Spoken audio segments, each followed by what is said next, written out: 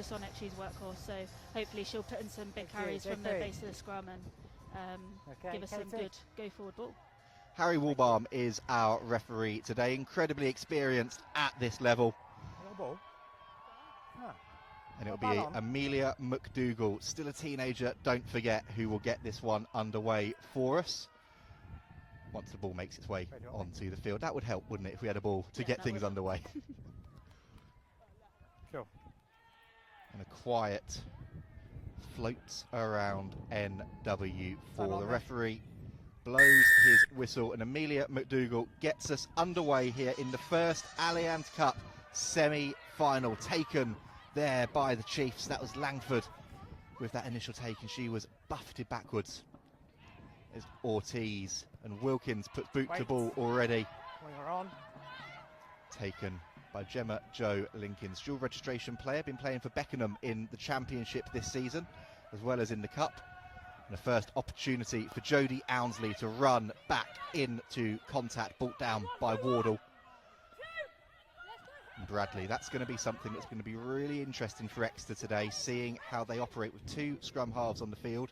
Okay, White, make Bradley, sure hold in front. back to Wilkins. That Nine. looked like it had been carried back, so she's kept it in. Now. And there's McDougall Wingers to Linkins.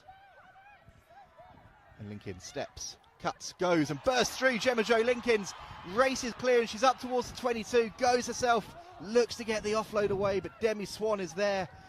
And she spins that one wide, but it's gone into touch. It'll be a line out for the home side. And Anna, just talking about Gemma Jo Linkins being dual registered with Beckenham, brilliant break by her, but competitions like this, breaks like that, and we can see it here. This is what this is all about, showcasing this next generation, this next group of players stepping up into the game. Yes, and it's really good that a lot of clubs have got that relationship with those championship sides as well to give them the opportunity, but Gemma Jo there's got exceptional feet, and it's great to see her showing them off on this big stage. That line out didn't quite go to plan for Saracens. It's come back on the Exeter side, and again they'll put boot to ball through Wilkins. Wait, good, keep waiting, good.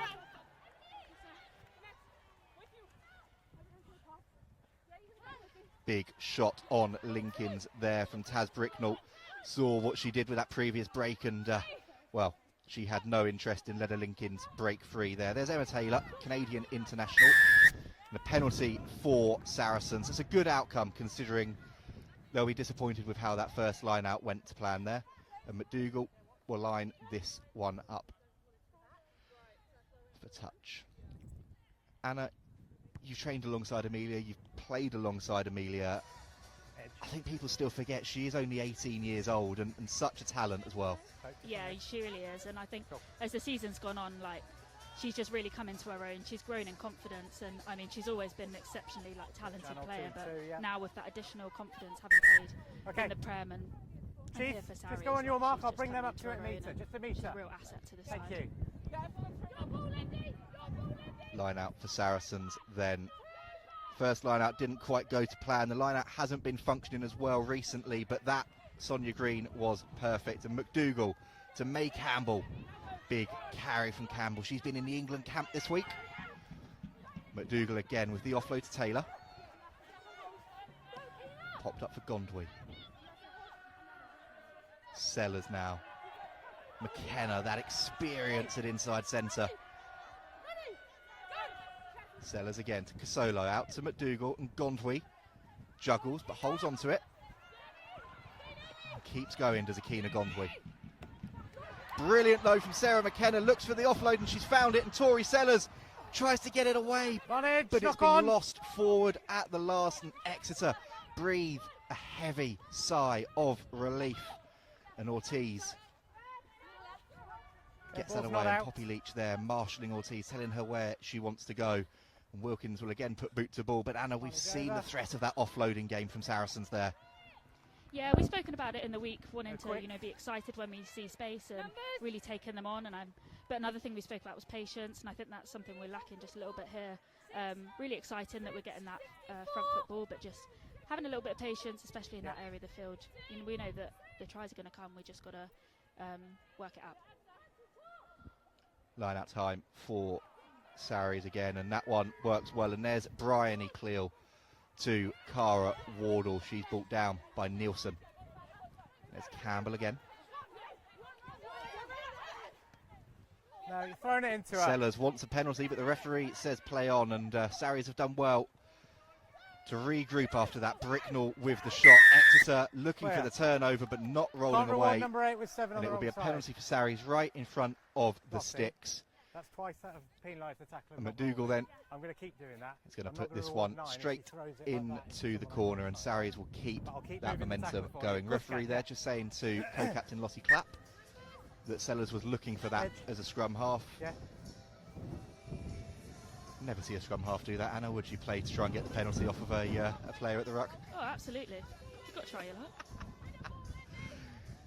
We can see here Gondwy did well with that carry, and now Sarries with the line out goes to Taylor, and they set the second mauling pod. Clever play, and Bryony Cleal goes, rumbles, and is down. It's Saracens who take the points. It's been a statement start, and they've gone to type, gone to the front, and Bryony Cleal, her first try back in black and red, and that was textbook Saracens, Anna. It was straight off the training pitch. That was absolutely brilliant. Really nice to get a score on the board early on, and nice to see Bryony Cleal scoring back in the colours that she's meant to be in. Yeah, you know the one we talked about. Meant to be in. Very nicely done. But let's look at this replay here.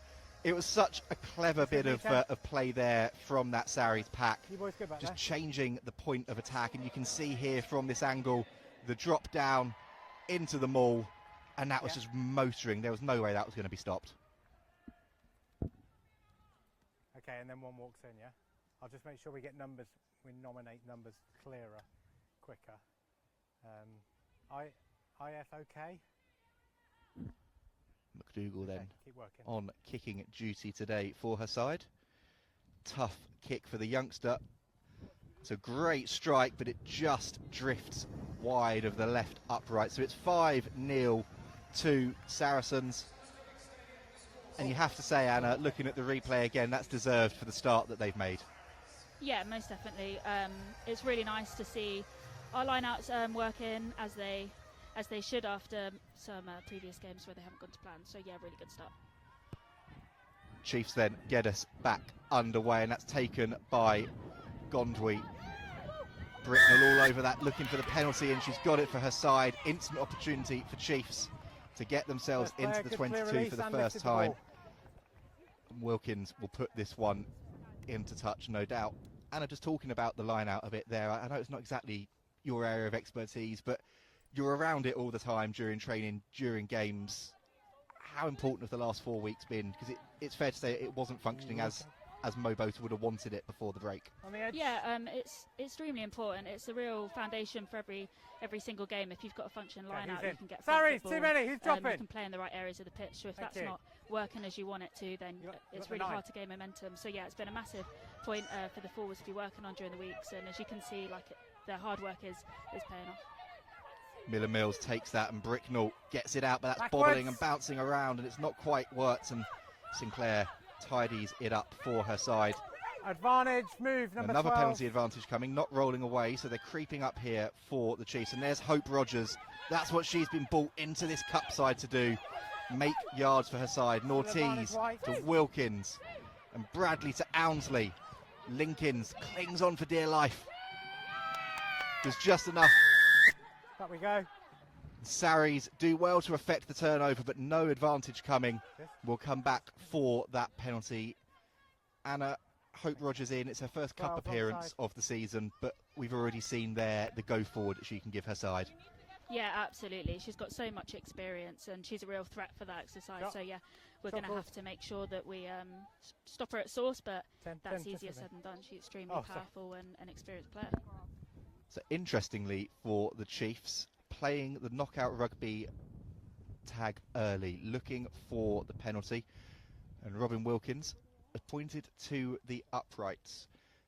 We saw in the game between these two sides in January, it was a difficult day with kicking for Sophie de Goody and for Tessier and Cantona for Chiefs. And Wilkins stepping in at fly half today, a Welsh international. It could come down to these penalties at the end of the day, couldn't it?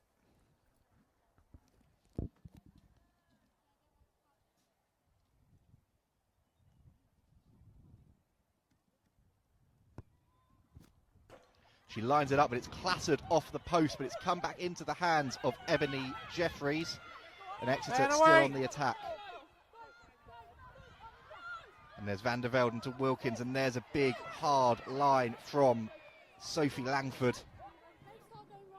Played in the cup last year at Exeter University now. There's Hope Rogers muscling her way through, and Exeter looking to try and get quick ball, but it's a bit messy. And Leach tidies it up. McDougall brings her down.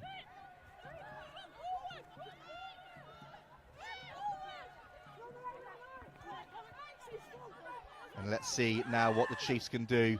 Sinclair steps in, and there's Doidge out the back. Wilkins, Jeffries with space to run into. Hits hard, but now Exeter have that momentum, and they spin it the other way. There's Van der Velden with the carry for her side, but it's come off the knee of an Exeter player, and it will be a goal line dropout for Sarries. Same as we saw before that Cleo try. Lots of endeavour. The final pass not quite working out. Let's have a look firstly at this Robin Wilkins penalty. Goal line. That one cannoned off the post. It's quite hard to see from the cameras, but on pitch it is quite windy out there. The wind is swirling, especially when it kicked up high, so I'm not sure whether that was a factor for that one.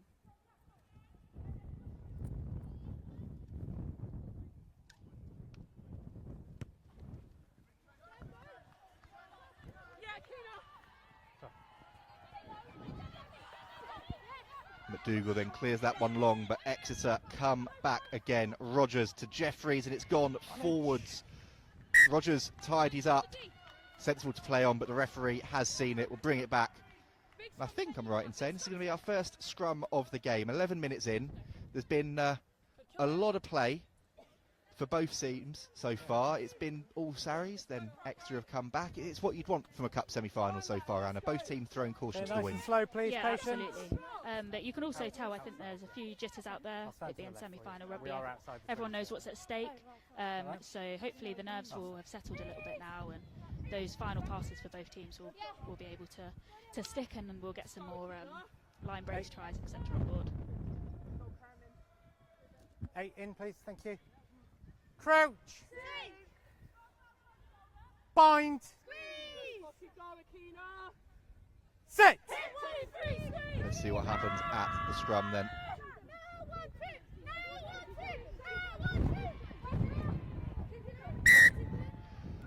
Just across the Well, it's all a little first, bit of a no mess, I forward think it's fair to say, and we'll have a reset, probably for the best there for both teams. Anna, as a scrum half, just talk us through now what Tori Sellers is going to be doing down on the pitch from a Sarries perspective in terms of those bits of communication between the forwards and the backs. Yeah, so Tori will be making sure that her and Amelia in 10 have got clear communication about crabbing, what we need Amelia forward wants from movement. out the back of the scrum, and then Tori will be relaying that information to Brian and Claire at the back, just to make sure that everyone's on the same page, and we can pass the ball away nice and swiftly. Hopefully this scrum will go to plan. Bind. Tori Sellers then, such a talented young scrum half, arrived from Worcester after, well, I don't think you can say it enough times, the heartbreaking situation that happened there at Six Ways. But Sarries will be delighted she's with them now, and delighted with that half break from Cara Wardle. And Sellers again gets it away. McDougall, Linkins gets the ball out to Lossie Clapp. That experience for her side. Sarries at the moment content to just build the phases, look for the opportunities. And McDougall to Campbell out the back. McKenna. Field comes in now. Plenty of options for Saracens throughout this team, and there's another one now. Wardle getting herself into the midst of the action.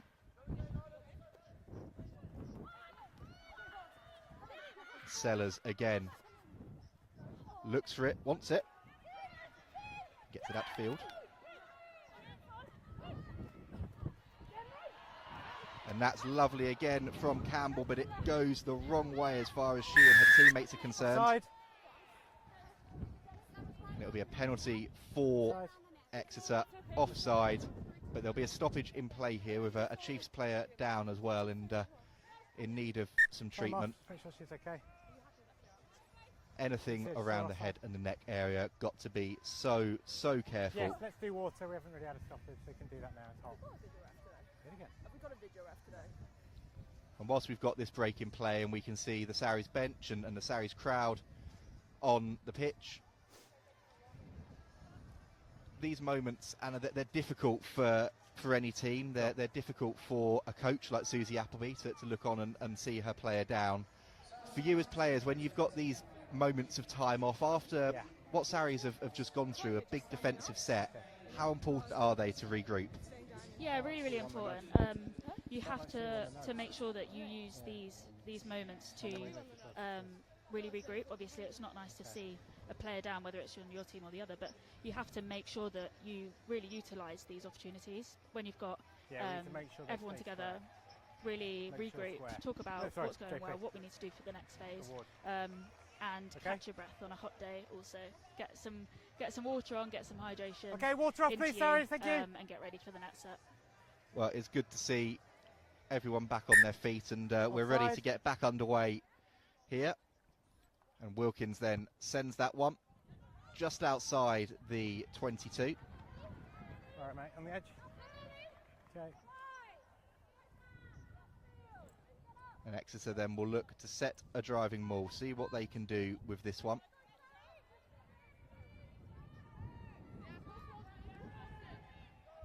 Okay, and Nielsen 9, then 10, lining it up.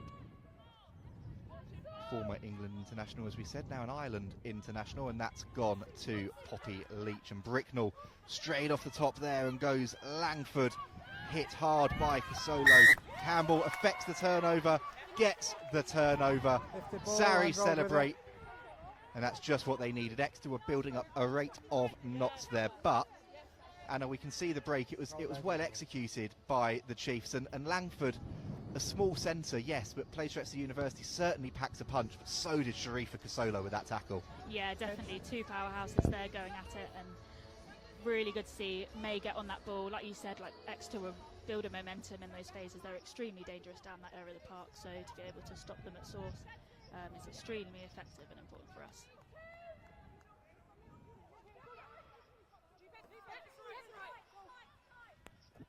McDougall then sees the space, sees the chip through, but it's got a bit too much on it, and Ortiz tidies it up to Bradley, and she does brilliantly to weave and jink out of that tackle attempt. No. And Exeter looking to build inside their own half again now, though. And Jeffries is bundled into touch by Cleal. A superb win there for Sarries, and Cleal actually was thinking about taking that one quickly. Passes it into Nielsen. I think everyone probably just asked him to calm down a little bit there. It's a warm day. We don't want to be getting too quickly into things. But 16 minutes or so into the game, Anna, like you said, warming up down there. Yes, there is that breeze, but it's a proper old heat out on that pitch as well for both players to deal with. Yeah, especially on a 4G pitch, the rubber crumb just... Oh, it's awful. It's lovely and quick to play on, but no, yes, she's going east to west. That's good. Pitch is hot, players are hot. Everyone's feeling the heat of a semi-final for sure.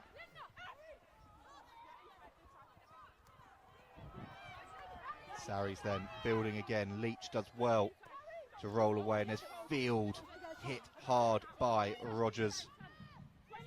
Sellers. McDougall spots a gap, gets the offload away to Campbell. That was nice, and the offload again to Sellers. She stops, checks, and now there's McKenna. And Casolo with another beautiful offload, and Lossie Clapp pins her ears back. Pulled down. That was a tackle that had to be made.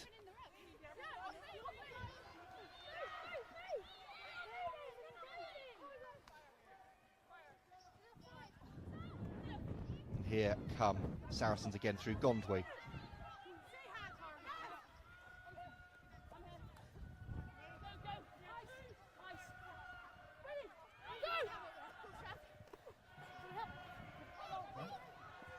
You can hear now the crowd starting to get into it a bit more here. Sarries up to that 22 nearly. Exeter defending, but May Campbell sees a gap. Pulled down by Demi Swan, had to be pulled down by Demi Swan. McDougall looks to get the kick through. There's no Emma advantage. Taylor tidies that one up under significant pressure. And there's Sellers and McKenna and McDougall. McDougall cuts inside, back to McKenna, pulled down. Saracens back where they need to be. There's Emma Taylor now. No!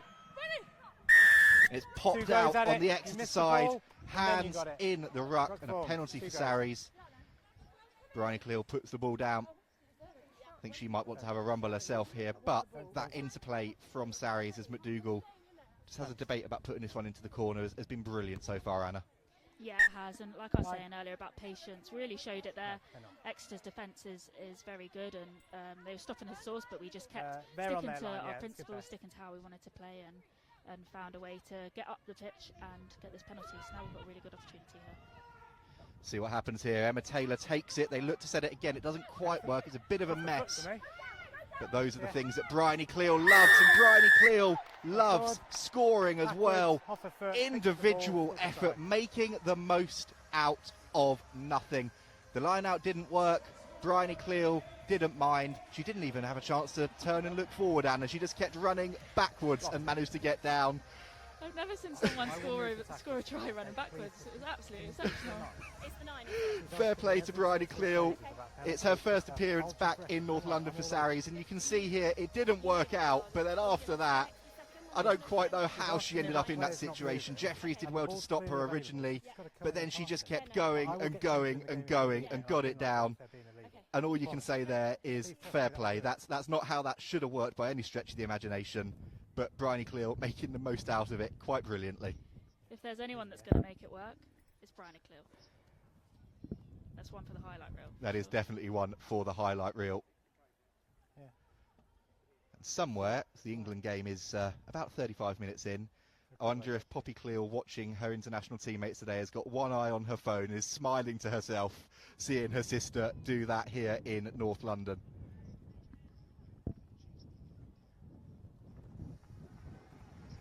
Doesn't quite connect there from McDougall, but Saracens 20 minutes in, they've absorbed the pressure really well, Anna, and like a predator really, 2 strikes, 2 tries, and clinical. I think that's been the word in this first 20 minutes. Yeah, and that's exactly what finals rugby is. When you get into that area of the field, when you get into the 22, you have to get points from it.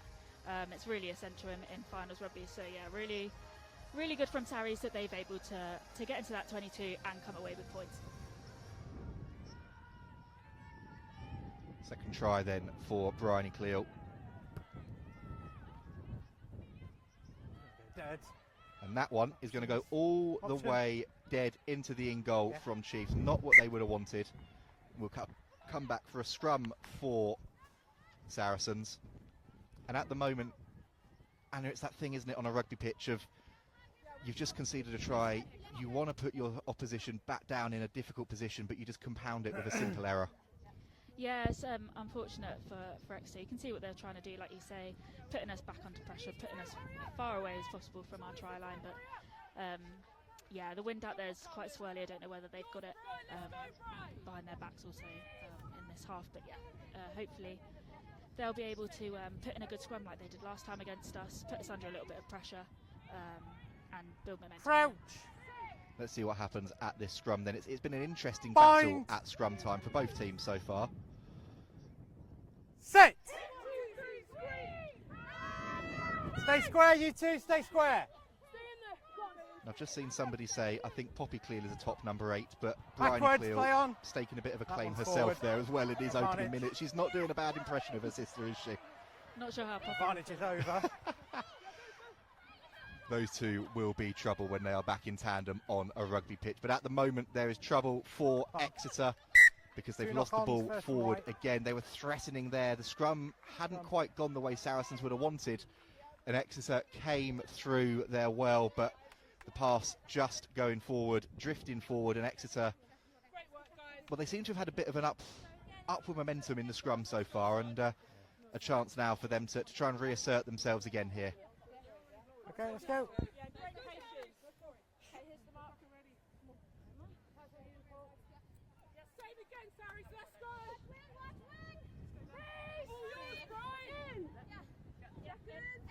See what happens here at the scrum. Crouch. Tori Sellers just waiting, having a chat with Olivia Ortiz. Bind. Set. See what happens here. Then eventually the ball goes in. There's a penalty for Saracens, and Cleo, well, she's feeling playing a bit of jouet rugby in these early moments here. And Isla Alejandro rips to the ground by Ownsley. And Sellers then, another penalty for Saris. And in the end, that's worked out brilliantly for Saracens there. Cleo taking a bit of initiative, leading from the front, stepping up as a senior player, and getting McDougall an extra 10 metres there to pump this one back into the Exeter half.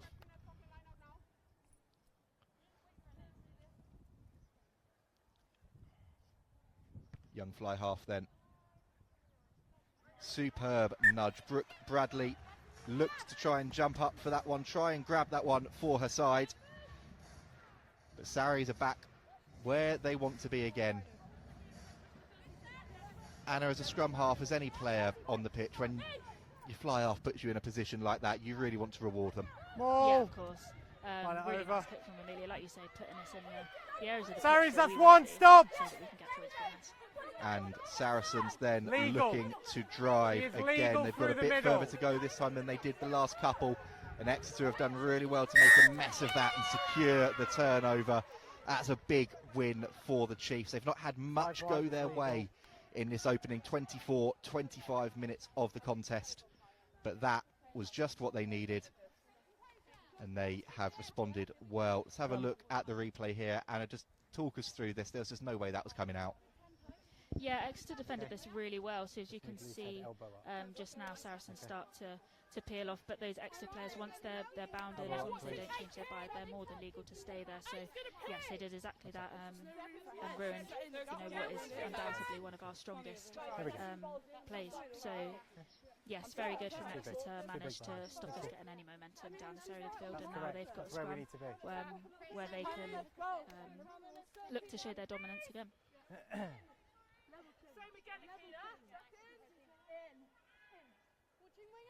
Crouch. Bind. Let's see what happens then. Ortiz with the ball Set. in her hands. And that's gone in. Both sides having a push, having a shove, and Miller Mills has two bites at picking that one up, but gets it away in the end.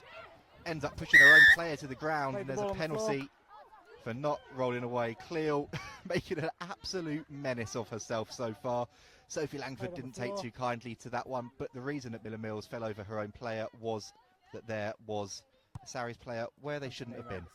Robin Wilkins can clear that one up the field for her side, and Saris give an extra bit of an easy get out of jail card there.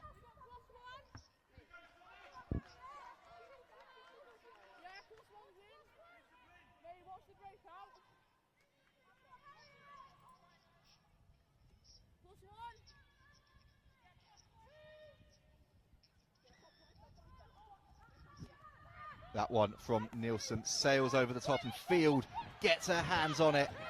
Bundles free, and Saracens going again. Casolo just has to take a little step before she collects the ball, but Saris motoring now. And Sellers with the ball again. Speed of ball crucial so far today.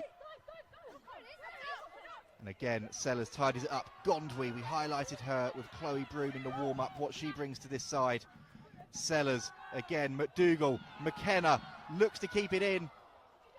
Can't quite. Great defence in the end from Exeter right on the edge. That was a combination of Langford and Sinclair. And it will be the line out. Look here, Anna, just talk us through this. McKenna trying to free the hands, but that Exeter defence holding firm again. Yeah, really good defence by Exeter, pushing Saris players right to the edge and then using all the strength. Saris, who's in the channel? To push McKenna into touch. Who's in the channel? Good.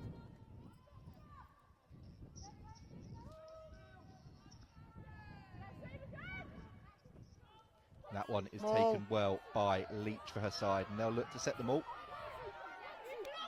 And this is a weapon normally for Exeter in terms of getting themselves into the try-scoring action, but getting themselves out of jail as well. And it's done the same there, allowing Wilkins to put boot to ball, but she's not made as much distance as she would have wanted there, and the pressure is going to come back on her side again here.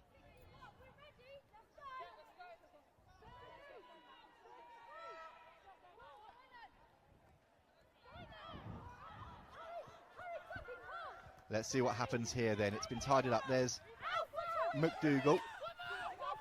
Another penalty for Saracens, and Sellers thinks about it quickly, but there's going to potentially be a card here for the Chiefs, at the very least a talking to. Two's beyond we'll see there, what but more to the officials point, have to say. tackler not rolling again. Yeah. Can I have a conversation Of course with him? can, yeah. You know what'll happen, yeah? Roll clear. 2 minutes to my left, thank you. Amy, just back here. 10, back here. Not yet. There you go, then a couple of conversations there between the referee, Poppy Leach, Exeter captain, and then Amelia McDougall, just allowing the Exeter captain to have a word with her side about the breakdown. Roll clear. And we heard it there, Anna. Happy? McDougall's going to put this into the corner, but that's exactly what you want from a referee. Clear, concise communication, giving a captain a chance to go and speak to her players, and then we carry on with the game. Yeah, exactly. Really good management there from the ref. You always want to nip these things in the bud early so we can get a nice flowing game going. That one sadly doesn't work for Sarries. It's lost forward. Exeter then lose it forward themselves. It'll be a scrum for the Chiefs. A little bit of a let off there. We got it, big scrum. Yeah, got 10. Yeah, 8 speaking.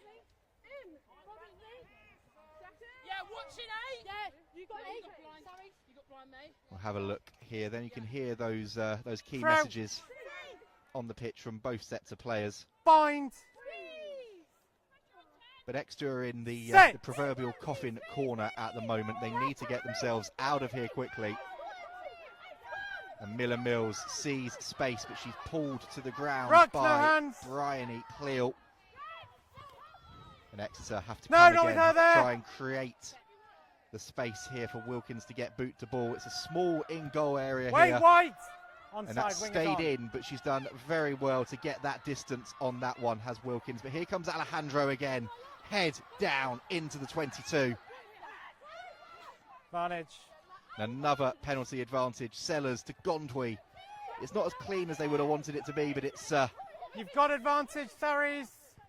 Chipped over the top now by McDougall, tidied up, will come back for the penalty. Number 2. And Sarries will be pretty happy with that outcome there, I think, Anna. Yeah, they're doing really well to put pressure on Exeter's exit. You know, like you can see, they haven't been able to get out their half for quite some time now, and we've really put the pressure on Tori. Sellers is doing a great job at putting pressure on the 10's foot, so yeah, they'll be really happy with that, and hopefully we'll be able to capitalise on the hard work that they're putting in this area of the pitch. And well, Sarries will be doing that with an extra player for the next 10 minutes as well. The referee has seen enough, and Clara Nielsen has been sent to the bin. Repeat infringements at the breakdown, and the referee has finally had enough. Patience worn thin. Line it over inside 5 more. Sarries then with the maul, looking to go forward again, looking for the third try, building, going just short, and the referee has had enough. It's a penalty try, the full 7 points, and Sarries really establishing themselves, and Exeter are going to lose another player here as well. It's Linda van der Velden, and Exeter down to 13, and 20 seconds after Nielsen. Disastrous for Exeter there, Anna, but superb for Sarries. Yeah, when Sarries can get it right, it's absolutely ferocious. It's really, really hard to stop that driving maul, and the only way to stop it is to do it illegally. So yeah, unfortunate for Exeter, they're down to 13 players, which is not really what you want to be doing in a semi-final. But yeah, number 4. Saracens are just putting in so much pressure that Exeter are trying to find other ways to stop them. Right now, they're not able to.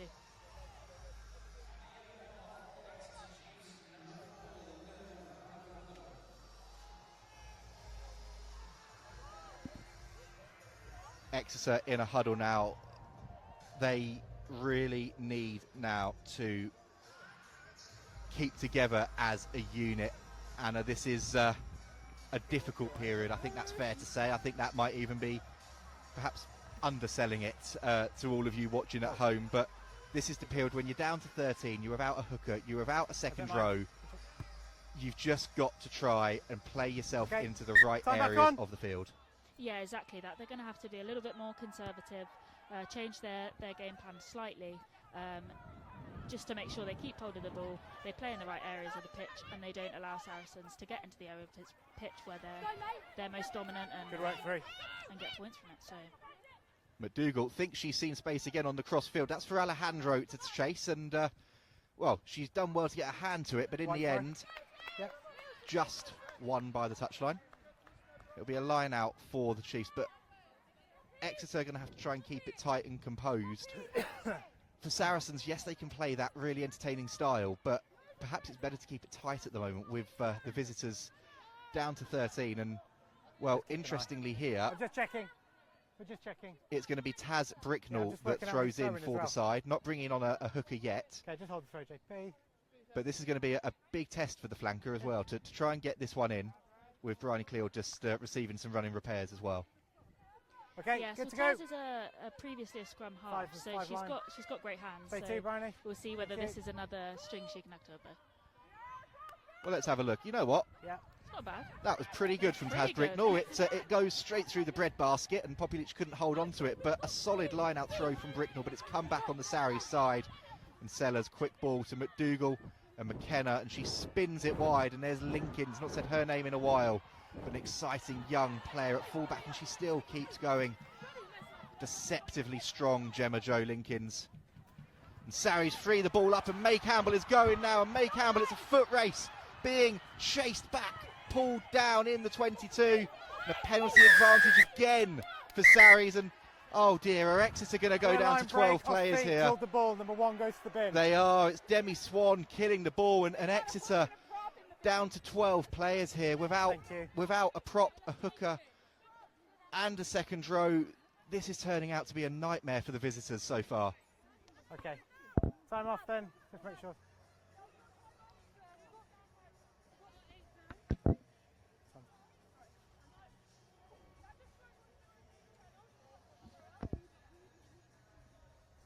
So time off here with Bryony Cleal receiving a bit of treatment, Amelia McDougall receiving a bit of treatment, but No water now. Anna, I think that's one of the wildest 5 minutes in terms of discipline and a referee going to his pocket that I've seen. And well, on our screen we've got Susie Appleby close up there. A penny for her thoughts at the moment. Oh gosh, I can't even imagine what she's thinking. Two is bad enough. I don't know if I even recall a game that's Katie, can you hear me? had 3. So yeah, really tough. Sarries are going to opt for a scrum here, mate. 10 minutes. Ahead for Exeter. They're going to have to really regroup, work on their discipline, because you know they can't afford to go down another player. But on a Saracens front, you know, obviously as a spectator you really want to play 15 on 15. It's a really exciting game to watch. But Saracens, you've got to take the opportunities that come for them, and there'll be a lot more gaps on the pitch. So like McDougall's been playing nice and wide, kicking those balls out wide for Isla, etc. I think we'll see a little bit more of that coming up. Let me know who's going to come off. But yeah, I can't imagine what Susie Appleby is, what's going through her head right now. As we said, a penny for her thoughts. I was chatting to Susie before this one, and we both said that on paper this was going to be such a close game, but discipline was going to potentially play a huge part. Well, it's done so far, and well, her and Steve Salvin are going to need to have some big words with their side at half time. Now Exeter here Go ahead, mate. are going to potentially have to make a double change, and they are, because Saracens have called for the scrum. So they're bringing on Daisy French at hooker, and Abby Middlebrook at loosehead prop. So Olivia Ortiz is left the field, and Jodie Ownsley, it sounds like, is going to leave the field as well. Just a bit of confusion at the moment in terms of numbers, but okay, so we've got 1 and 2. it's being worked out. Ortiz has definitely made her way off, and Jodie Ownsley has made her way off as well now. So Bradley will move into scrum half. Exeter will be playing with 1 back 3 player for the next 7.5 minutes at least. And Saracens have got a scrum 15 metres out from the line. It's only uncontested. Yeah, we're good. No, it's not. Ignore everything you just heard. Okay, time on. Just a word there. Exeter were asking if it should be uncontested scrums. The referee quite correctly saying that there's 2 full front rows on the pitch. And Tori Sellers has the ball in her hands. Sarries looking for another score. Cleo at the base is going to pick and feed Sellers, and Sellers does well to hold on to the ball. They're under pressure from Jeffries, and Cleo again carries. And now there go Saracens. Back! Building. Good, thank you. Building ever closer, inches away now through Bryony Field. May Campbell next to have a go. Bryony, Cleo hunting a hat-trick. But Saracens, in the end, do get it down, and it comes through Sharifa Kasolo. 4 tries on the board. Saracens keeping it tight, doing what they need to do, and being composed, more importantly, Anna. It's been a pretty much near perfect first 35 minutes. Yeah, it has. The team will be really happy with that. They'll be really happy with the composure after that sort of longish stoppage. And get back right exactly where they wanted to be and play exactly how they wanted to play, and that's the outcome that come from it. So yes, they'll be exceptionally happy. Hopefully Alex Alsbury, coach, will also be very happy with that start also. Dougal then will have a chance to add her first conversion of the day. It's 22-0, but no conversion needed for the penalty try.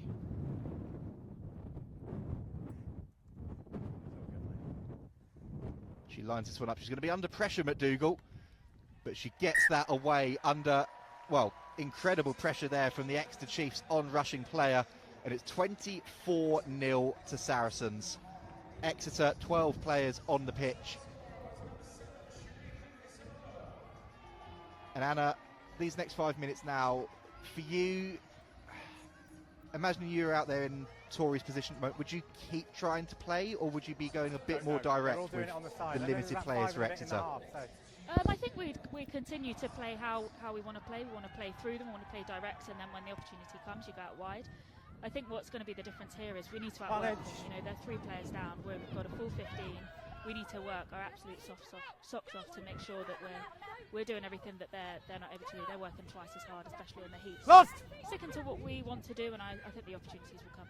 And I suppose that's not what Saracens needed or wanted to do as well. Not the ball on and give possession, I should say, straight back to the visitors. Wilkins to Miller Mills. We've not said her name too much today, Harriet Miller Mills, but we're saying it now as she breaks away, keeps it in play so well there. Rickman tidies up, and Bradley steps in, and there's Abby Middlebrook onto the pitch now.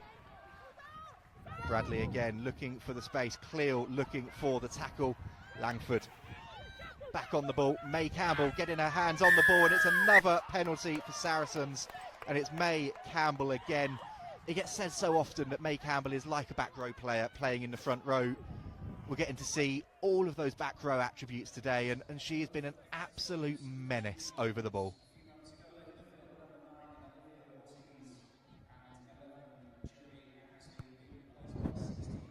Dougal then pumps that one up towards halfway. And Anna, for Sarries at the moment, knowing that Campbell is doing what she's doing, creating the chaos she's creating. Okay, we've got 2 balls, Mike, just hold. It's a perfect opportunity, really, isn't it, for the backs to not have a bit of fun. That's the wrong thing to say, that this score could change like that, but a chance to express themselves a little bit more, like Amelia's been doing. Yeah, absolutely.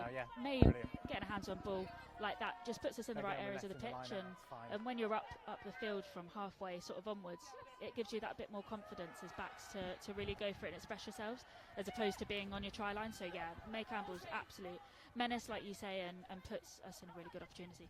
I have to say, I thought that pass from Amelia McDougall looked a little bit forward, but the referee has said it was flat. Chiefs have done well, though, to put the pressure on. Well, Susie Appleby's just down below me. She's looked at me and smiled in agreement that one probably was forward. But Gondwy bursts free now, and there's Sellers to Field, and Field stops, checks, goes.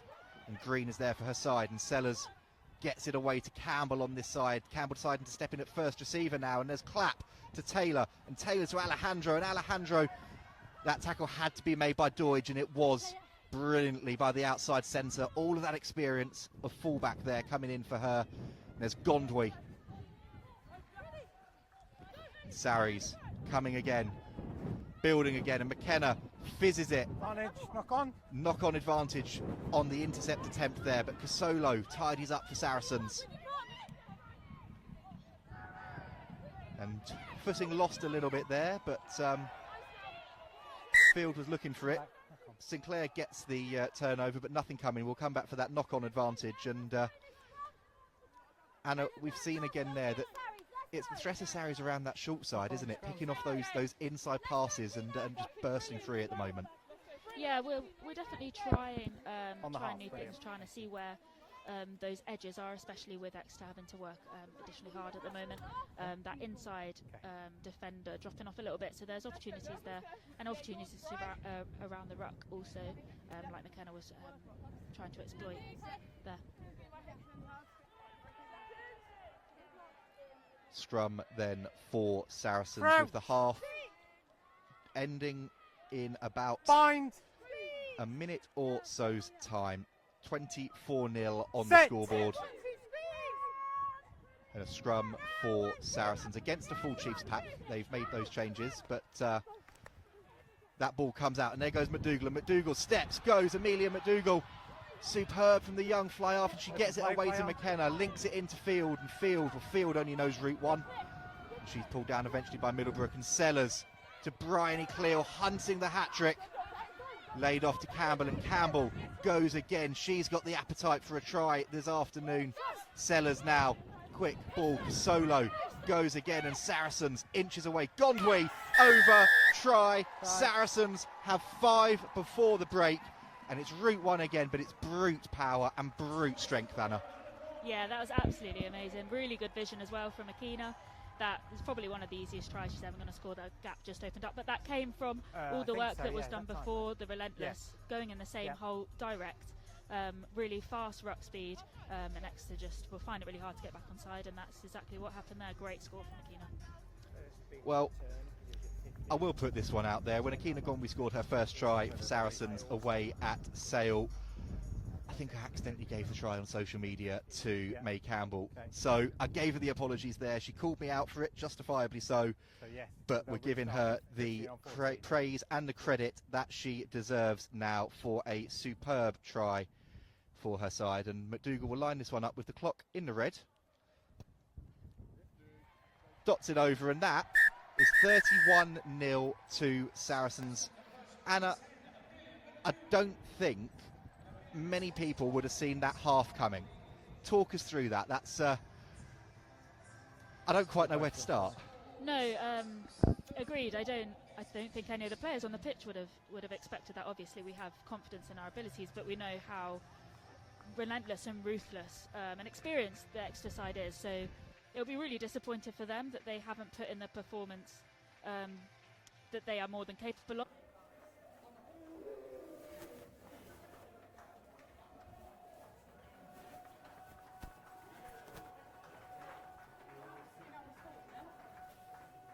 A slightly quicker half-time than we were expecting here at StoneX Stadium, but we're back out on the pitch. We're back underway, but we'll catch up with the Sarries players after the match in terms of that where do you stand VT. I think it's far more important to listen to Lexi speaking there about her, quite frankly, incredible challenge that she is going to be undertaking.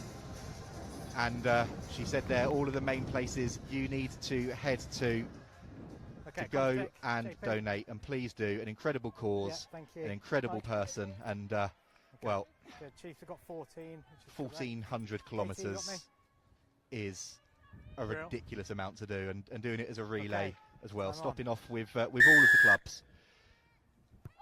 We wish Lexi the very best in her endeavour. We're back underway now then, and well, Chiefs have had 2 more come back onto the pitch. They are up to 14. They'll be down a player for the next couple of minutes, and then they'll be back up to the full complement. And that was a slightly quicker half-time than we were expecting. That was about 10 rather than 15 minutes, but for Sarries here, it's so important they don't lose that momentum they've built. Yeah, exactly, and yeah, I guess it's not a bad thing that they've had a short half time, because Saracens had the momentum at the break, so hopefully they can carry on where they left off. Tori Sellers then with her hands on the ball. Back to Hold in McDougall, front. and she puts boot to ball. Onside now. And that one Backwards. bounces over the head of Bradley, Carry and she back, mops it up, carry tidies back. it up well.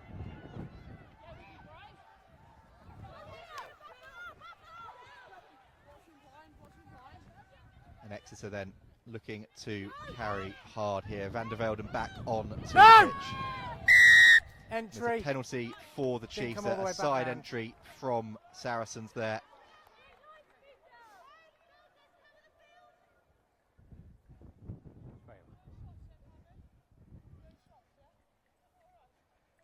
As you might have heard there, some of the Sarries players taking a mickey a little bit, asking if is that another yellow, but referee 100% correct there, just a penalty. Oh, sorry. Yeah, just good there. Good there. Wilkins Get then on, makes come on, you. decent distance on that kick, Yeah, good. and Nielsen back Come on then, to Chiefs, good. throw onto Yeah. the pitch. Middlebrook's still on as well for Demi Swan at the moment, so let's see how this line out works. Much better Whoa. from the Chiefs, and it's taken by Leach.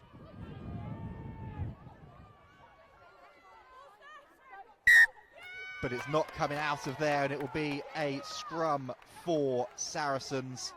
A great outcome, and well, less than a minute or so until Exeter are back up to the full complement of players. But Anna, again, for Sarries here, that's what they needed at the start of the half, getting the possession back, and now they can start controlling proceedings. Exactly that. We don't want to give Exeter any possession at all because we know how ruthless they can be, especially when they get up to 15 players. So this is exactly what we didn't want to do. Make sure we get hands on ball nice and early. We want the possession. So yeah, really, really good start. Bind. Sit. See what happens here then. Sellers in, out quickly. McDougall, McKenna, McDougall on the wraparound. That is glorious from Saracens, but Exeter read it well. They're back on the ball. Here goes Linkins, and Linkins feeds Clapp, and Lossie Clapp kicks ahead for herself, and it's a foot race here between Clapp and Bradley looking to try and let it go, but she's mistimed the bounce, and it's Lossie Clapp making the most out of the situation. And Anna, it's a perfect try. It's the co-captain, and that is all about showing your awareness and your experience on the rugby field, and that was brilliant from Lossie Clapp. Yeah, that was absolutely outstanding from Lottie. Really good to put the kick in. She got the ball out wide, but she was one-on-one with the full-back and had someone chasing across also. So yeah, really good option to put the kick in. And you know, she's obviously extremely fast, but to just keep going for that. It looked like Brooke Bradley was going to get it, and just unlucky for her, an odd bounce. But Lottie just staying in there, managed to get that lucky bounce and over the line. Really, really good. Brilliant play from Lossie Clapp. We'll have a look here. She chips through, did well in terms of that spatial awareness, and you thought she was haring down on Bradley, but you thought for all money that Bradley would be able to control that, but she just slipped at the wrong moment. Speaking of slipping, the ball has just fallen off of the tee, so McDougall going to have to rush through here a little bit with McKenna getting her hands on the ball to help out her young fly half.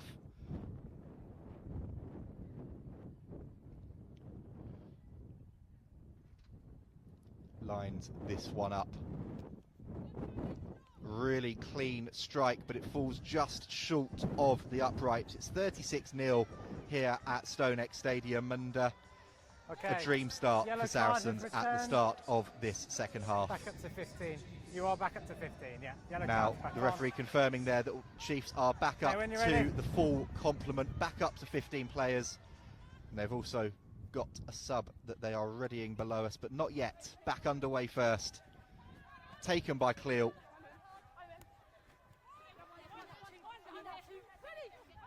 She races away, and May Campbell, probably the first mistake that May Campbell has made all afternoon, drops the ball forward and gives the opportunity to Exeter. Go ahead. And they're lining up the sub below us as well. Neve Orchard, there we go, making her way onto the pitch for Harriet Miller-Mills. Played all of the cup matches in the group stages, did Neve Orchard. An Exeter University student, played on this very pitch for Exeter University in the Bucks finals last season. In fact, whilst we're waiting for the scrum to get back underway, they're happening again this Wednesday. It's in the men's Exeter University versus Loughborough, a repeat of that epic at 4 p.m.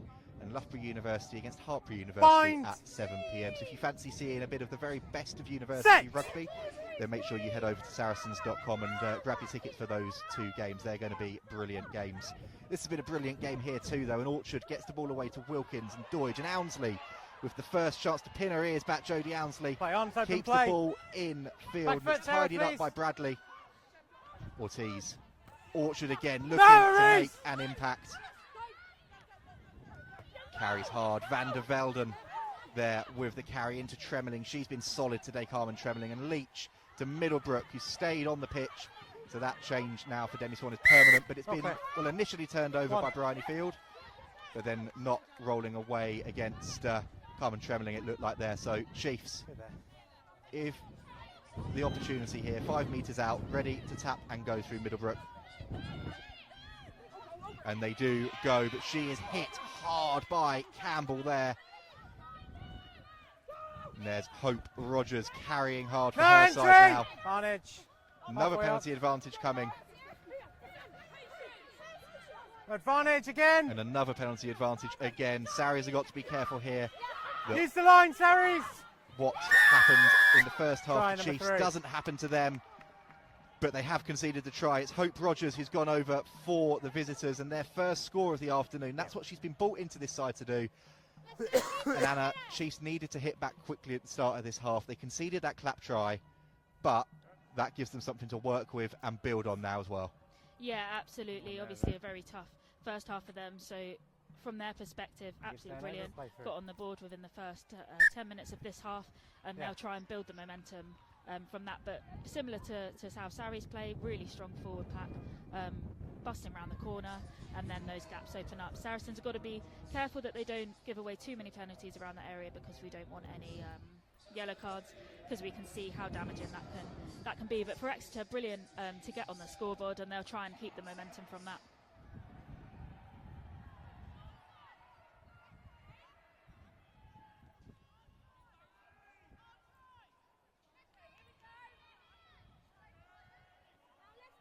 Yeah, we're going to go. We're playing. Conversion good then, and it's 36-7 here in North London. Yeah, we're playing. Saracens, McDougall getting us back underway.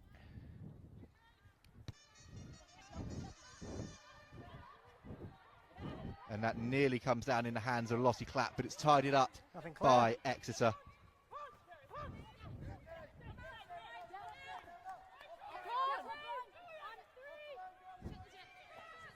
And now they are going to look to attack again through Middlebrook. Yes, tackle. Good work. And Wilkins and Nielsen now with her hands on the ball, tidied up by Cara Wardle. Okay, tackle 2. And Ortiz now with her hands on the ball to Doidge at first receiver. Wilkins, Rogers again, big carry from the prop. Scragged and pulled down by May Campbell.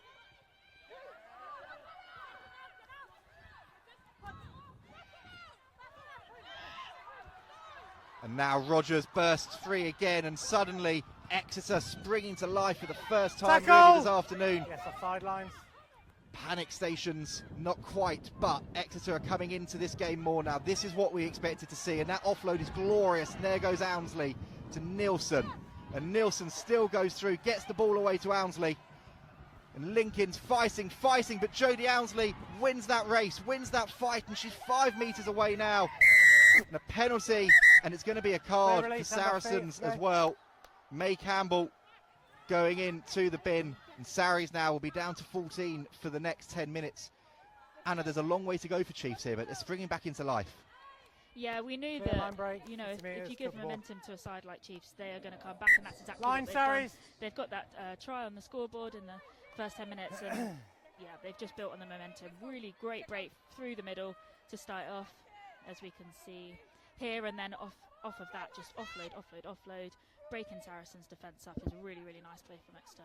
So that line-up works, and that maul works, and this is what we see from the Chiefs all the time, and they are going to score again here.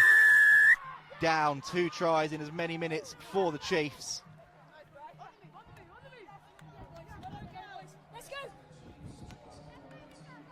And it looks like it's Clara Nielsen who has dotted down for her side. So it's 36-12. Conversion still to come.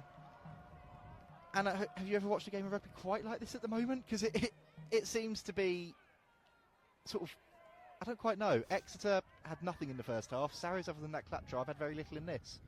Yeah, I can't say I've ever had a first half like that, but this, yes, we've definitely seen before. Exeter, a really strong side. We've seen it in finals. We've played against them before, that it will just go back and forth. So Saracens right now will try and regroup and get the momentum back on their side. We don't want Exeter building off this because, as you can see, if they get one try, they'll get another, and they'll keep running away with that momentum. That conversion from Robin Wilkins just skims the post. Saracens then are lining up a substitution down below us as well. Leanne Infante readying herself to come on. The other thing for both of these teams, and indeed for Bristol and Gloucester Hartpury playing tomorrow, is that points difference is going to come into this. The Allianz Cup final in 2 weeks' time will be hosted at the home ground of the side that wins their semi-final by the biggest margin. And then similarly, the third place playoff is the side that loses by the least. So that sub has been made. It's Leanne Infante on for Isla Alejandro. So Tori Sellers will go out to the wing. And Van der Velden breaks again. And Exeter are starting to roar, starting to ask questions of this Sarries defence. And they spin the ball wide to Middlebrook, hit hard by Green.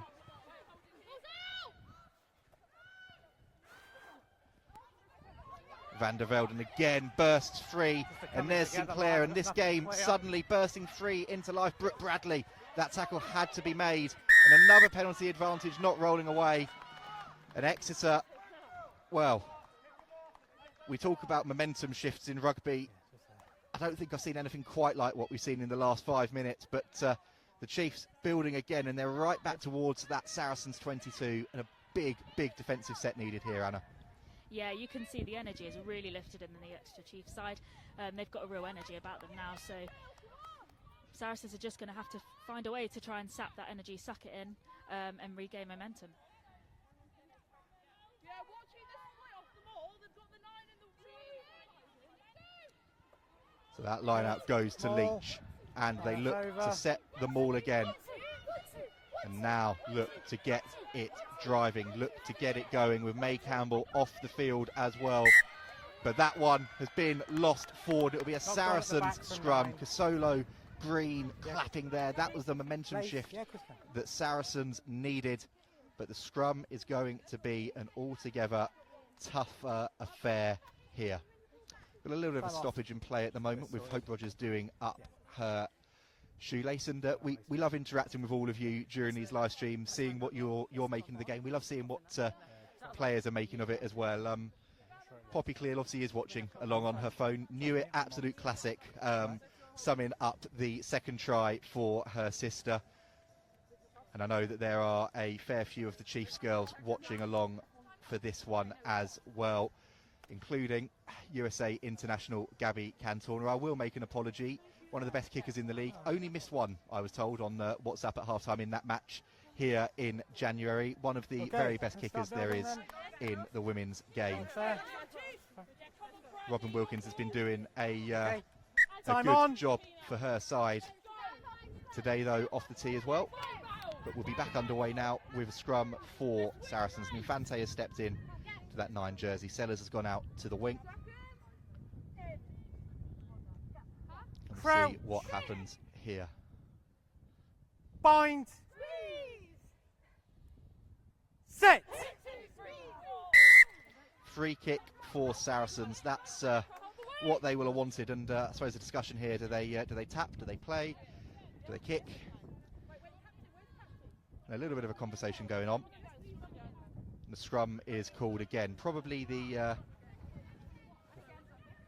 best outcome, I think, for Exeter here as well, in terms of having another bite at the cherry. But for Sarries, it kills the clock as well. About 5 minutes or so to go on that May Campbell yellow card, Anna. Yeah, absolutely. And I think Leanne Infante coming on will add to that game management side of the game, which is going to be crucial for the latter stages of this Crouch.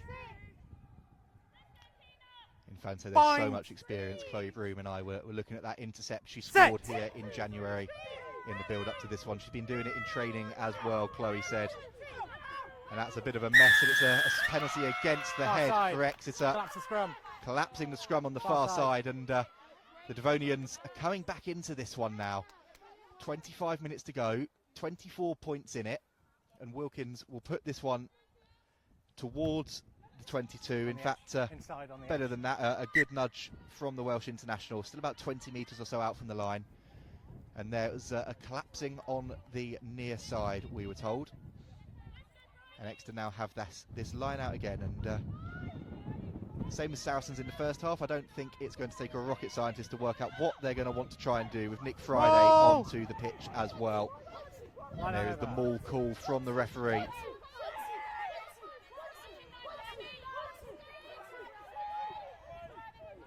Saracens disrupted it last time. They've done the same again here, and Ortiz has to use it.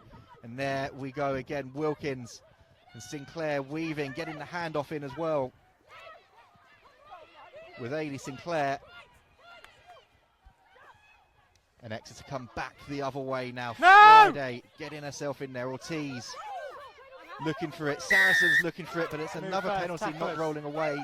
And they've gone quickly through the scrum half. She gets the ball away to Leach, tips it on. Langford, Friday, Exeter hunting more tries.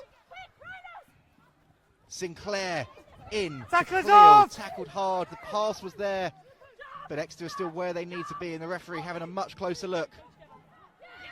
And Exeter think they have a third, and he's given it. Ball down. They are straight back into this contest again. It's 36-17 with the ball to come. And it's Hope Rogers, it looks like, with the try. Poppy's already out. She's already out. She's all over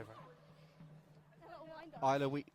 Isla Alejandro has come off for Leanne Infante, as we said, and Tori Sellers is out on the wing now, but she couldn't do anything about that there on her far side. Anna, it's brute power from the Chiefs, and we look at the replay here, but same as we saw in that first half, yellow cards absolutely killing sides.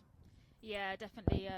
Having that man down does not help anything. But I mean, that whole extra possession came from the Saracens scrum and the penalty against the head. So not sure what happened there exactly, but Exeter doing exactly what they're known to do and just capitalise on opportunities, and like you say, using brute force. Time off. Number 8 sub, please.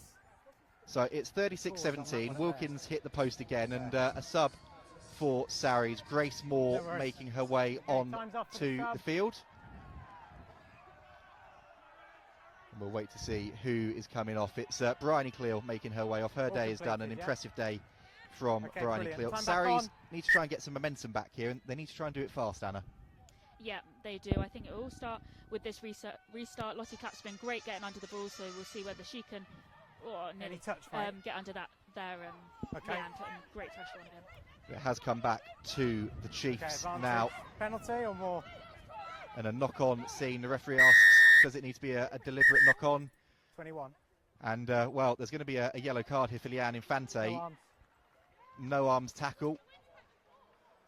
She's protesting her innocence, but Sarries have lost another player, and they'll be down to 13 for the next 90 seconds with Leanne Infante off the field. Naily Sinclair receiving a bit of treatment.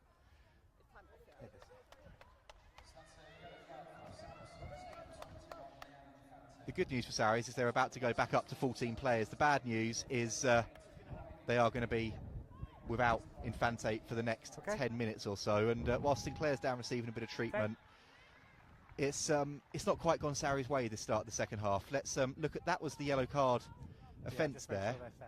Sarries, you set. It is off, but it will be about. And the assistant referee has rung that one in. No arms tackle off the ball, and a yellow card for Leanne Infante.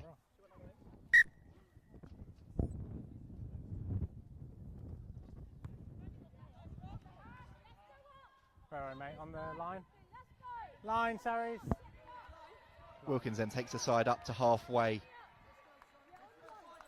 Go ahead.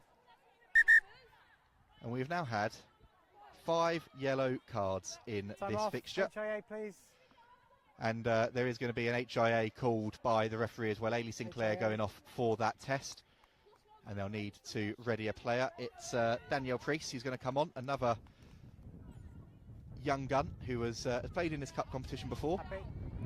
Talented young player, her and Time on. Sophie Langford both coming through for the Chiefs. Nilsson then throws in, Green tries to get her hands on it, but Leach just reaches out, does what she needs to do.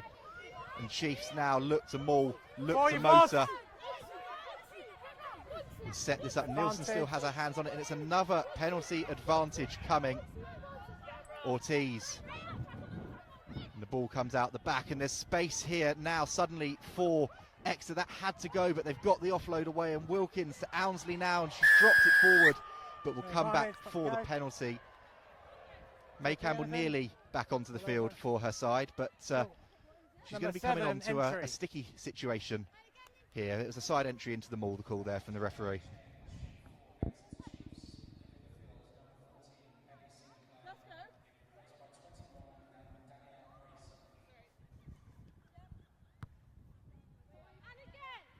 Edge. 7. So Sarries then Sinman back returning. up to 14. May Campbell back on to the field. So they've now got a full complement of forwards. They're without a winger, because Sellers will have to go back in to scrum half, and Nilsson will set up them all for her side. Green again tries to get her arms up, doesn't quite get there, and Leach takes it, and Exeter start to rumble and marshal it Break forward. away It's now! come to the back Break of away! Nilsson. Break away, the referee Good, says, the and ball. Ortiz plays it away. Langford, and a brilliant line from Merrin Doidge, and Doidge is going through, hauled down. And Ortiz again, Exeter meters out from the line, back to Hope Rogers, but it's a forward pass.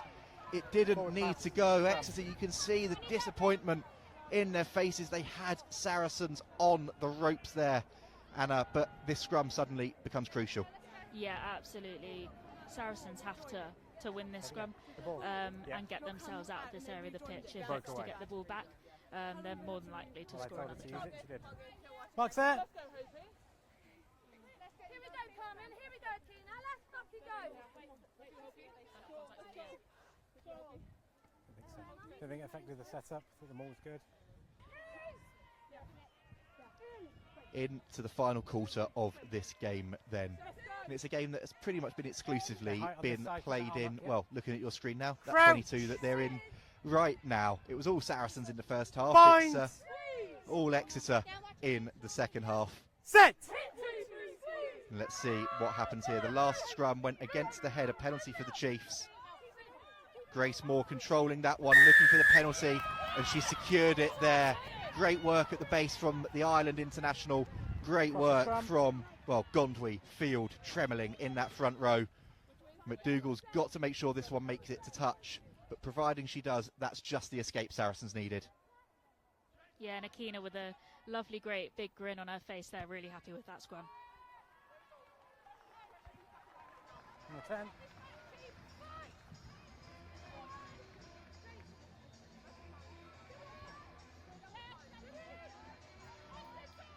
We've got a little bit of dancing going on down there pitch side. Some of the Sarries fans enjoying themselves out there in the sun. That line out though has gone over the top, and Nilsson comes away with it for the Chiefs.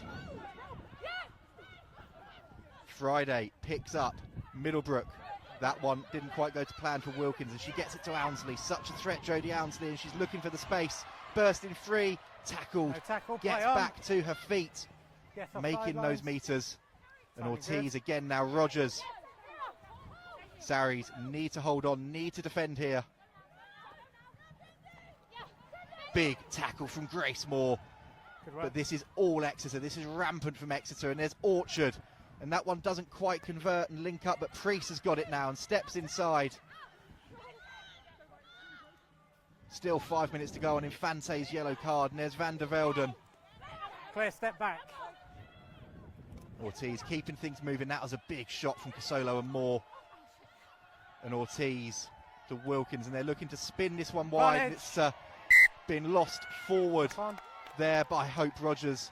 Sarries' defence holds firm again. Exeter running out of ideas slightly there, but Abby Middlebrook trying to G her side up. Have a look at it here on the replay. Exeter probing, asking the questions, doing the right thing. Okay, But good then contest. just a missed communication, and Hope Rogers just loses the ball forward, running the angle.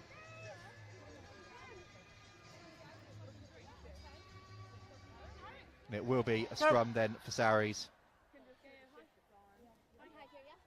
And there's Sarah McKenna, coaching England under-20s now, as well as still playing for Saracens, Sarah McKenna. So a lot of these players out on this field today, actually, for both teams, would have been under her tutelage recently for that game against the Army women.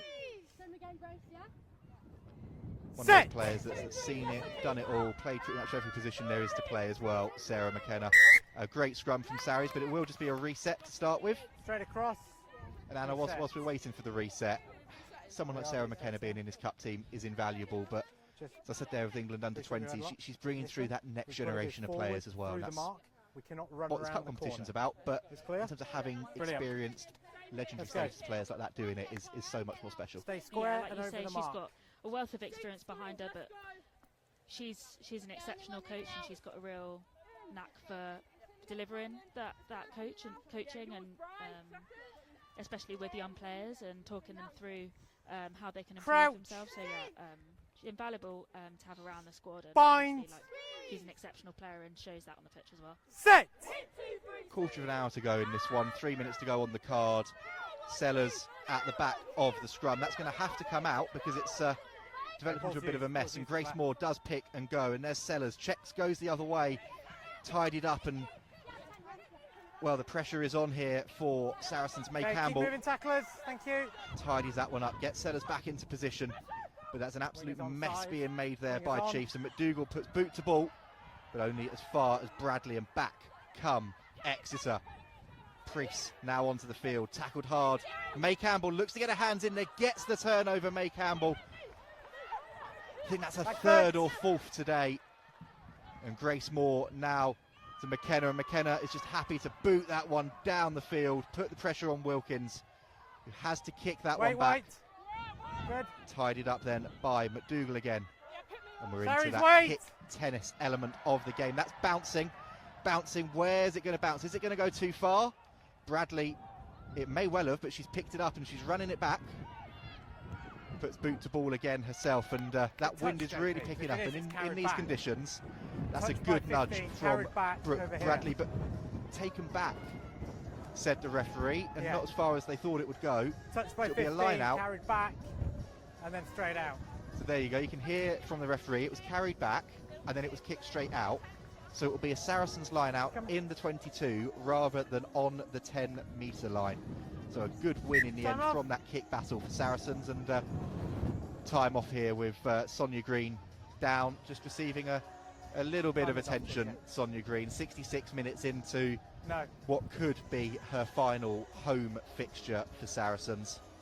And 2 changes being lined up below us for Saracens. Not for Saracens, sorry, for Exeter I should say as well. Not play it down, taking treatment. Sonia Green is not going to want to come off this pitch unless she is physically dragged off it. Anna, is she? She's going to want to make sure she's there until the very bitter end. Yeah, exactly that. Number 10, sub. And Sonia Green's going to be absolutely crucial in this line out as well, making 10, sure Sarries, that sub, we secure please. the ball in this area of the field, and try and build on momentum in this in the 22, so we can get some more points on board. And there is a sub for Sarries as well. Amelia McDougall, saw her just looking down at her knee a little bit. She's off now. Flo Williams on in her place for this final quarter of an hour. Another impressive showing from Amelia McDougall, but it shows the strength in depth, doesn't it, when you're bringing Flo Williams onto the pitch. Yeah, Sarries then set the maul.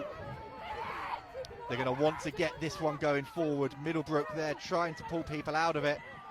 And Sarries are going to have to use this at some point, but it is still going forwards at the moment. Exeter doing well to make a mess, but there's the penalty advantage. Gondwy with the ball, not held, so she carries on. Akina Gondwy. Tackle now! Advantage black. Picked up by Emma Taylor, and she gets some valuable metres for her side. And Campbell now goes. Penalty advantage still with the host. Hands up! Solo knocks it on. No try, we're going Not back for quite the there. penalty. They'll go back for the penalty, but Sarries Collapsing where they want to penalty. be, where they need to be, collapsing them all. And I would say they'll probably go straight to the corner here, but with how the line-outs have been going, both teams being equally competitive, I wonder if they might fancy a tap and a go or a scrum here. Let's go, please, Sarries, come on. Yeah, possibly. I think it's a hard call. Our drive and mauls are just so competitive, and we like you see, we score so many tries with it. So, like you see, Flo Williams has gone to the corner there. Hopefully, we can secure this line out and get that ball rolling. 20 seconds or so left on the Anne Infante's yellow card as well, and 2 changes, both at prop then for Exeter as well. It's Demi Swan back onto the field now with Hannah Sams and Abby Middlebrook and Hope Rogers making their way off the field. Rogers has done exactly what Susie Appleby would have wanted her to today. Led from the front, been a monster pretty much around the set piece, and then in the loose as well. Exactly what you'd expect from a player of her calibre. Line out then goes to the front to Taylor, but it's not straight. A let off for the visitors, and they've got the option.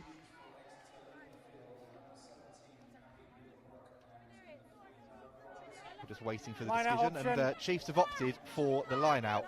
We make that the yellow card period up for Leanne Infante. I no doubt know she will be back on to the field as quickly as she is allowed to be.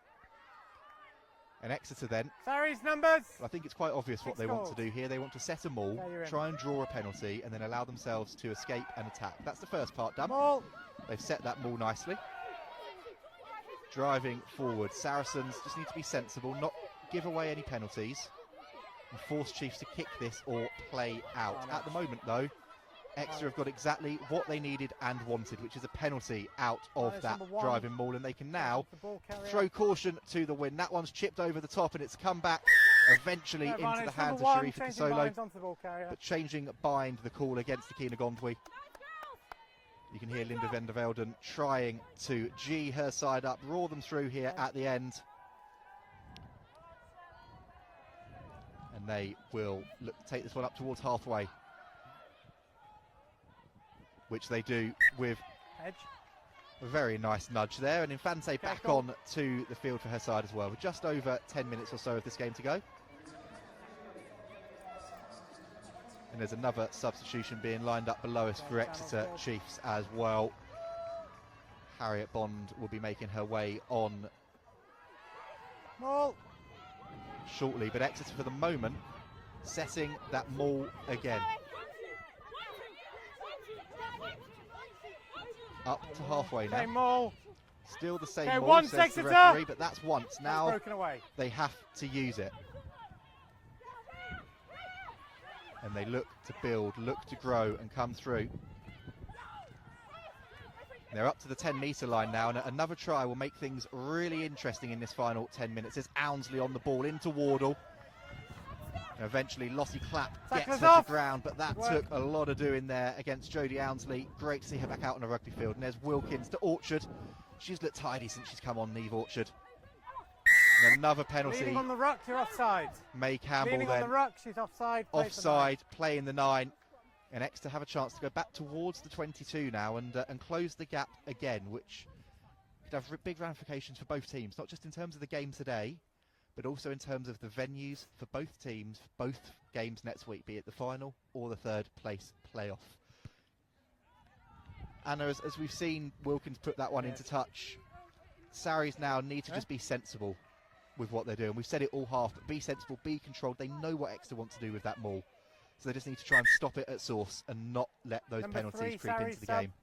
Yeah, and like you were just saying about points difference being a factor in the finals, I think, you know, with 8.5 minutes ago, I don't think Exeter will come back from this, but we need to make sure that we don't allow them to get another try and to close that points difference.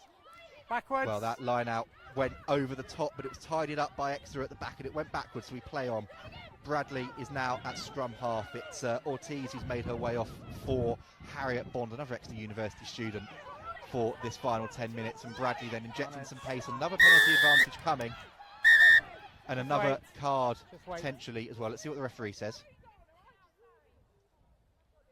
Okay. Just Player on the wrong side. We can't have a Jackler going in there. She's slowing the ball there. Can I talk to them? Number of penalties now, yeah. Can I talk Of course you can, yeah, absolutely, yeah.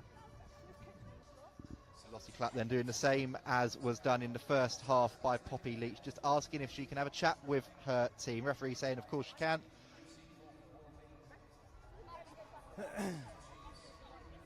And a big moment actually as well in this tie. Exeter in front of the post. You imagine they're going to go to the corner. And a fourth try narrows the gap, gives them hope, I think they've got and their- cuts not quite. the deficit again. But at the moment, bit of treatment going on in the middle of the pitch. Well, normally. How are we looking, Doc?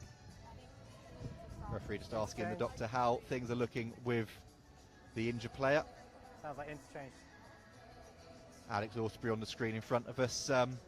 He's got his head in his hands. I think that might be the perfect image to sum up the day so far, Anna. It's been one of those games. Yeah, it definitely has. I think he'll be tired tonight. Okay, bear with me. I think from Alex's point of view, he'll be slightly disappointed in some areas of the game where we could have really capitalised Okay, on 19's on. being down in the Okay. It is in scrum. their 22. Okay. Sorry. We're choosing a scrum at the And putting restart. points on the board, but I think what he's hoping for here is that we have a solid scrum, Scrum and option try and then. shut down the physicality that they're going to bring from this, and try and keep them off our try line. So it's Emma Taylor who was down. She's made her way off, just holding her hand a Okay, bit time on. gingerly. So we hope that she's okay. She's been replaced by Sophie Tansley, and Bryony Cleal coming on for Carmen Tremeling. She'll be coming on at prop this time, having started the day at number 8. Let's go, Bri. Time You is can up. hear yeah, that don't call worry. of "Let's go, Bry" behind us. Actually, we're just going to lift the ref mic a little bit here and just listen to the connection and the noises of the scrum.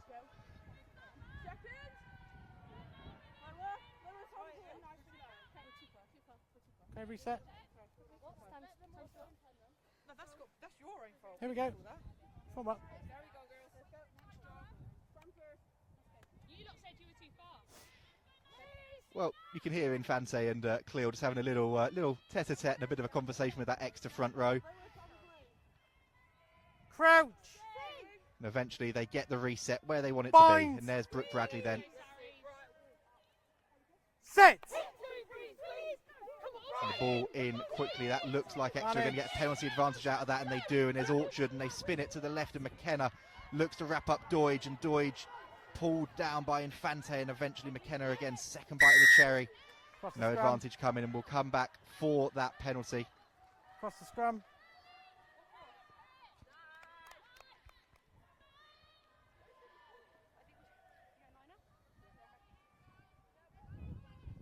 Ten metres, please. 10 metres. 10 metres, Thank the you. call, and Exeter are going to try and go to the corner here. Yeah. Right On on 5. the money from Robin Wilkins. That could not have been hit any sweeter on her side. 5 metres out, hunting a full score. And Clara Nielsen has the ball in her hands. Other than her 10 minutes off the pitch, has done the full spell so far. And Leach takes it, Maul. and they set the maul. And Exeter, normally when they set a Once maul, Exeter it goes stops. one way only. Once the call from the referee, but they're still now starting to trundle, starting to go. Nielsen has her hands on the ball. Same maul. They're edging closer, inching it closer, and they're over for that fourth try. Exeter That's have a good. fourth, and it's Clara Nielsen with the try. There is still time on the clock here, Anna. There's about 6 minutes or so left. Chief, you got time And for also, it. as we've said, points difference is going to be playing a factor with where both teams are at I'm not next sure, week, we're but just checking a really it well out. executed I maul from the haven't got it. Chiefs. Yeah, very well 6. executed. Like you say, once they get going and they've got strong line out and strong maul, yeah, there's only one way they're going to go, and that's towards the try line. Exactly what they did there. And Saracens have just got to take a deep breath, like you say. There's still 5 minutes left of this game, and they should be excited about what they can do with it. Well, 1 and 2. there's still enough time left in this one. Conversion being lined up by Wilkins. And that one drifts to the right. She's really disappointed with herself there. If those had gone over, we'd be looking at an 8-score game at this point. But a big moment here for Saracens. A couple of changes being made, both in the front row. Chloe Flanagan coming on as played in the Cup, England under-20s international, coming on for Akina Gondweet. But a big moment for Lucy Lawford-Wilby, number 18, coming on for Bryony Field.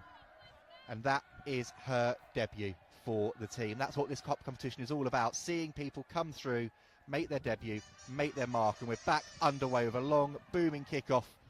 And Van der Velden comes back again. There's 14 points in it. There is something in this for the Chiefs still. Demi Swan into Sonia Green. Bradley out the back, and there's Harriet Bond looking for a run, but straight into Grace Moore. And Exeter do know that they are going to have to, at some point, throw caution to the wind here if they want to try and get themselves back within the score. Bradley back for the moment, though, to Wilkins, content to put boot to ball. There'll be a line out then for Saracens just outside the 22. And Anna, we touched on it briefly there before the game got back underway, but Lucy Lawford will be coming onto the pitch. How great is it for her to be making her debut, first of all, in a game of this magnitude? Yeah, I'm really excited for Lucy. She's an exceptionally hard worker, and she's an absolute physical powerhouse. So, yeah, she's definitely deserved the opportunity to play, and she was really excited. So, yeah, I'm absolutely gassed that she's on the pitch, and hopefully she'll make the impact that I know that she's capable of. Line out then, doesn't go straight. Disappointment there, and it will be a scrum for the Chiefs. Okay, line out option taken. But they've also got the option of a line out, and they've opted for that again. We saw what they did last time. It worked well for them. Hit the front jumper, go to the maul, draw the penalty, kick themselves up the field and look to attack. 5.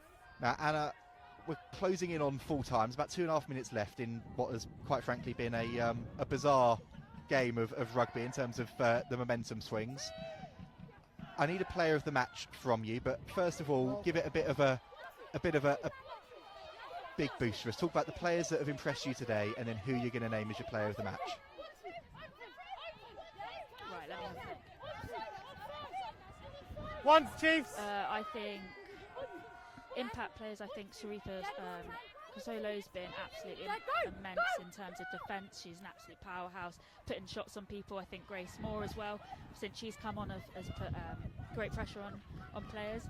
I think Tori Sellers, on her first start, has been really good in managing the mauls and the tempo of the game. But for my opinion, my player of the match will be May Campbell, making that tackle there. I think she's had amazing breaks through the line. She's been immense in defence, but more importantly, her turnovers around the breakdown have been absolutely crucial. At every single point in this game, when we needed to shut down Exeter's momentum, she's the one that's done that. So my player of the match is May Campbell. May Campbell, then, the player of the match this afternoon. Ownsley has been impressive for Exeter as well. She's pulled down, and the Chiefs are finishing with a flourish here. And another penalty, and you know what? Another yellow card is going to come Saracens' way. It's Sharifa Kasolo. And 19 with no clear release. 7 goes first defence. Making her way off the pitch. Oh, clear. There is still time here for Exeter, Anna, and we could be set up for a little bit of a grandstand finish. Yeah, Saracens are really going to have to dig deep here, keep their discipline. Oh. Okay. Option 22 or scrum. Kick to touches seem to miss and run dead, so we will be going back for a scrum, I believe. So it will be back for Captain said scrum, let's go, the scrum. Saracens have definitely been let off the hook there. They really have. Let's go, please, Saracens. And let's not forget, Exeter are the holders in this competition. The reigning champions, won the two most recent competitions, beat Saracens in that final last year, and there's a final at stake next week. There's big matches still in the Allianz PWR, but Exeter have won the last 2 knockout matches against Saracens, so knowing now with about a minute and a half left that they're into the final, beating Exeter in a knockout game, that's going to do wonders for their confidence when they meet the Chiefs at Sandy Park later in the season and potentially further down the line. Yeah, absolutely. In terms of finals rugby, you know, we've come across Exeter in many finals, and we knew that if we could put the performance on them in a semi-final, like you say, it just gives us so much confidence. They're, like you say, got immense strength and depth in their squad, similar to Saracens, and they're very good in finals rugby. So yeah, to be able to shut them down here, is the girls going to be really, really happy with that, and give them confidence going into the final, whoever that may be against. Let's go, please. So Jodie Ansley has made her way off. Sammy Harries coming on.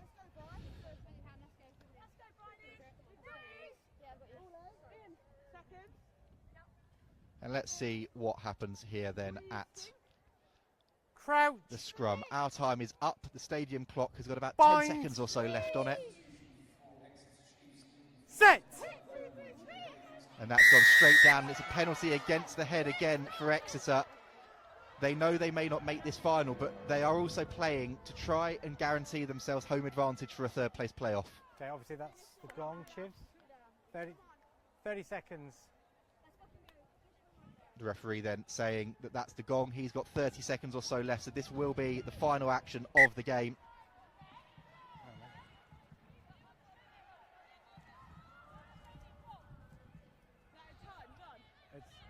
Okay, well, hang on, sorry. Subs, black 4, black 15. And two quick subs for Sarries as well. It's 4 and 15. It's Sonia Green and Gemma Joe Linkins making their way off. Nick Haynes and Lucy Biggs making their way on. It's happening quite quickly at the end of the game here. So Sonia Green gets that round of applause that she deserves as she makes her way off potentially for the final time here at StoneX Stadium. But Anna, I'll tell you what, this line out is going to go a long way to deciding if this is. Yeah, absolutely. This line-out's absolutely crucial. So Exeter then go to the maul. They've got another penalty advantage coming as you see Green get a deserved hug from Emma Taylor. And Exeter keep coming, another advantage. They've got 3 advantages that they're playing with at the moment, the Chiefs. And Nick Friday comes again. Brooke Bradley gets the ball away. Advantage again. You've got advantage. Clear is just going to kill the ball there if she can. And she has done, but the ball is still going to come back for Nielsen.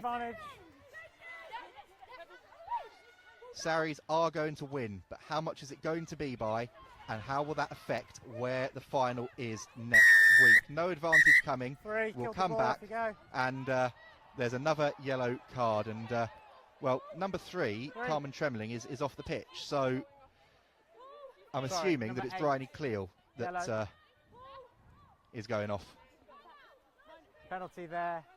Poppy. Sorry, Poppy, you've got a penalty option there. So it is Bryony Cleal leaving the field. Okay. They're going to choose this penalty here, collapsing.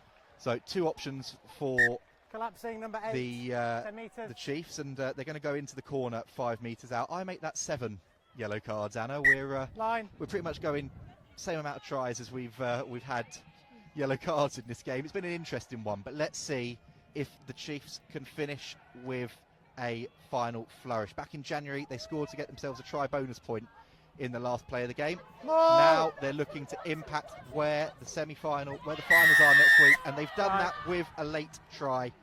They won't be winning the game, they won't be going to the final, but Demi Swan over for her side. They will be finishing with a final try.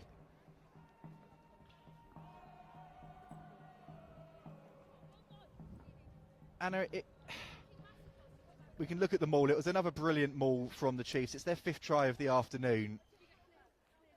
Sarries will be happy to be in the final, but put your Saracens hat on with the whistle coming after this kick. They're going to be really disappointed with how this is finished up. Yeah, definitely. I think the score could have been a lot different.